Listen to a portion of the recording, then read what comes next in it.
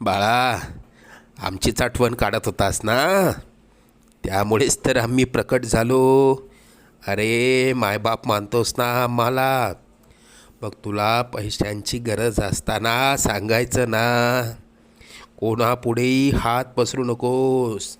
लोक 2-4 हजारांची मदत करतीलही, पण तुझ्या मागे सर्वांना तुझी मजबुरी हसत सांगतील.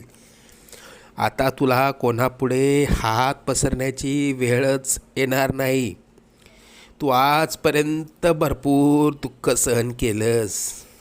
लवकरच तुझ्या रडक्या भाग्यात सुखाचे दिवस येतील.